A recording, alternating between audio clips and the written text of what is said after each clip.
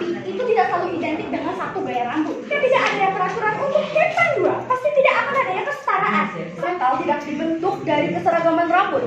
Jika kita membahas tentang merepotkan karena butuh waktu lebih banyak, tentu itu tidak berlaku agar karena peraturan monoton yang justru membuat kita tertinggal di zaman Ibu sempat mengatakan bahwa siswi diwajibkan Kepang 2 di Bali untuk menjaga kerapian dan juga kesetaraan. Namun perlu diperhatikan lagi, mewajibkan satu model rambut tertentu yaitu Kepang 2 justru bertentangan dengan makna setara itu sendiri.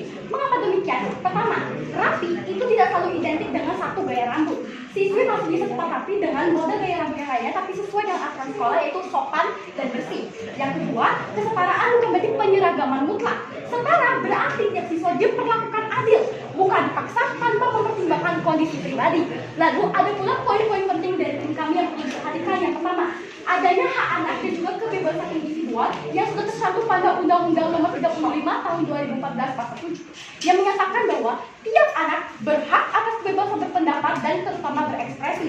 Memaksa siswi Kepang 2 hampir setiap hari itu sama saja telah menghilangkan kontrol atas penampilan mereka dan juga melanggar hak-hak yang sudah dijanjikan oleh undang-undang itu sendiri tanpa disadari. Maka ini bukan hanya sekedar tentang pengaturan berapa rambut, tapi ini juga soal tentang kebebasan memilih dan martabat pribadi. Lalu ini juga tidak relevan dengan tujuan pendidikan, yang dimana tujuan pendidikan sendiri adalah untuk mengembangkan karakter, kreativitas dan pengetahuan, bukan penampilan fisik. Jadi kita balik lagi, apakah penampilan fisik dapat menambah nilai akademik?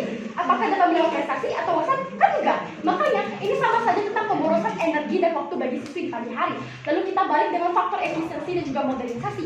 Nah, karena kita sudah memasuki era modernisasi, maka ini sama saja telah menghambat perkembangan kita menjadi generasi yang efisien. Karena menata rambut sesuai fakta lapangannya itu 10 sampai 15 menit hanya untuk menjalankan aturan yang tidak fleksibel, tidak proporsional, maka ini juga menghilangkan waktu kita untuk melaksanakan kegiatan produktif lainnya. Nah, ini juga telah melanggar nilai modernisasi yang menyatakan bahwa waktu siswa adalah investasi menuju kecakapan dan kompetensi di masa yang akan datang. Lalu, ini kembali lagi dengan aturan kuno yang memaksa bentuk rambut tertentu adalah aturan kampus sebagai simbol tradisional, bukan dorongan untuk kreativitas dan inovasi. Artinya, aturan ini telah menghambat kesiapan siswi untuk menghadapi dunia modern, yang mengakibatkan bahwa makanya negara kita disebut sebagai negara berkembang, bukan negara maju, karena memang memiliki aturan yang penting, tapi untuk apa memiliki aturan jika telah melanggar hak anak?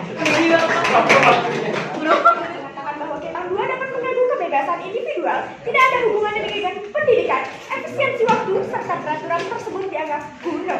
Nah, memang benar setiap individu memiliki hak untuk mengekspresikan diri. Akan tetapi, jika tidak ada peraturan untuk Kepang 2, pasti tidak akan adanya kesetaraan, serta banyak siswa yang merasa dirinya berbeda. Tentu saja, itu kebiasaan kecil yang bisa menyakiti mental, serta aturan tersebut masih erat kaitannya dengan kerapian dan kesetaraan pada saat melakukan pembelajaran. Bukan tentang kuno, tetapi tentang aturan-aturan yang sudah ditetapkan pada saat bersekolah di Bali. Pada Undang-Undang Nomor 20 Tahun 2003 tentang Sistem Pendidikan Nasional telah menyatakan bahwa setiap sekolah memiliki kewenangan dalam mengatur rumah tangganya sendiri, termasuk membuat tata tertib sekolah. Tidak semua hal seperti Kepang bisa disangkut pautkan dengan dunia lampau atau kuno. Walaupun waktu Kepangan cukup lama, itu tidak menjadi halangan karena aturan tetaplah aturan yang sudah diwajibkan dan pembicara dua dari tim Pro mengatakan bahwa aturan kebebasan rambut dapat menyerang kesehatan mental para siswi. Peraturan tidak mendukung kerapian dalam pembelajaran serta Undang-Undang Nomor 20 Tahun 2003 tentang Sisdiknas. UU Sidiknas sedang menyebutkan bahwa model rambut tertentu menjadi indikator keberhasilan pendidikan. Mereka menekankan karakter dibentuk melalui sikap dan proses pembelajaran, bukan penyeragaman gaya rambut. Lalu tentang kesehatan mental. Kesehatan mental sangat perlu dilindungi. Namun perlu diketahui bahwa kesehatan mental tidak dibentuk dari keseragaman rambut. Memang sebagian siswi tidak merasa terganggu. Aturan ini tetap berpotensi menekankan siswi lain merasa tidak nyaman dengan satu standar lama. Pendidikan seharusnya memperhatikan berbagai kondisi siswi, bukan hanya asumsi bahwa semua hal ini akan baik-baik saja. Tidak ada hubungannya antara keseragaman rambut dengan konsentrasi, efektivitas belajar dan prestasi siswi. Kerapian itu ditentukan dari lingkungan dan sikap siswi. Rapi itu soal tertata dan fungsi, tidak soal Kepang 2 dan bentuk. Sebaiknya sekolah menetapkan peraturan yang fleksibel dan dapat diterapkan secara adil. Namun Kepang 2 ini justru kaku karena memaksakan satu standar lama yang dijalankan secara terus-menerus tanpa memberi ruang penyesuaian terhadap kondisi dan kenyamanan siswinya. Tidak hanya fleksibel, peraturan harus bersifat proporsional, yang berarti pembatasan yang dilakukan harus sebanding dengan manfaat yang kita dapatkan. Namun dalam konteks ini, pembatasan cukup kuat dan berat, manfaat minim di pendidikan dan disiplin. Peraturan juga harus bersifat pada pertimbangan rasional dan tujuan yang jelas.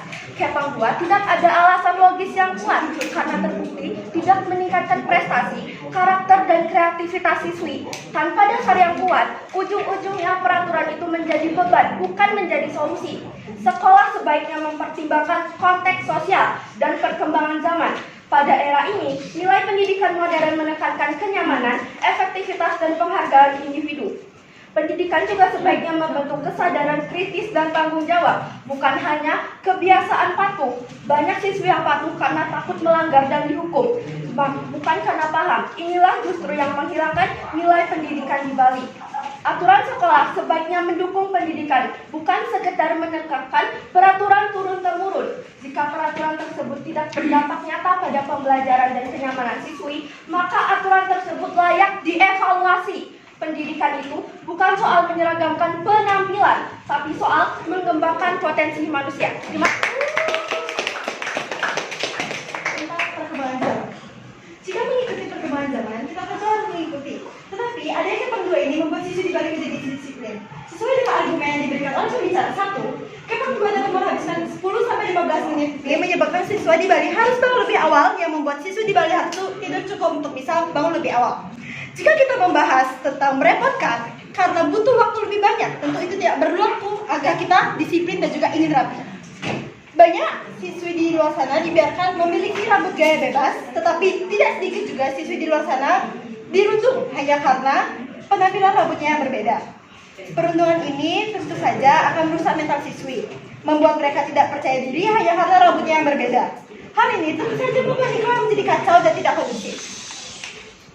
Jika kita membahas poin bahwa Kepang 2 tidak ada gunanya, tentu itu sangat salah. SMP Cipta Dharma sudah menetapkan aturan Kepang 2 ini sejak dibangun. Dan terbukti, SMP Cipta Dharma menghasilkan siswi yang disiplin dan juga rapi. Hal ini tentunya mengembangkan sikap disiplin siswi. Perkembangan zaman memang patut untuk diikuti, tetapi sebagai makhluk sosial tentu butuh aturan untuk diikuti. Terima kasih teman-teman, karena dengan itu yang bisa membawa kita ke era modernisasi seperti sekarang. Namun sekarang secara tidak langsung kita tidak mendapatkan hak kita sebagai siswa yang tercantum dalam nilai-nilai karena peraturan monoton yang justru membuat kita tertinggal di zaman kuno. Nah, kalau terkait efisiensi waktu yang sudah disampaikan sebelumnya oleh tim Pro yang katanya aturan ini bisa melatih siswa untuk bangun pagi, namun menurut saya salah. Hal itu justru merugikan siswa karena tidak semua siswa bisa mengepang dengan cepat. Tidak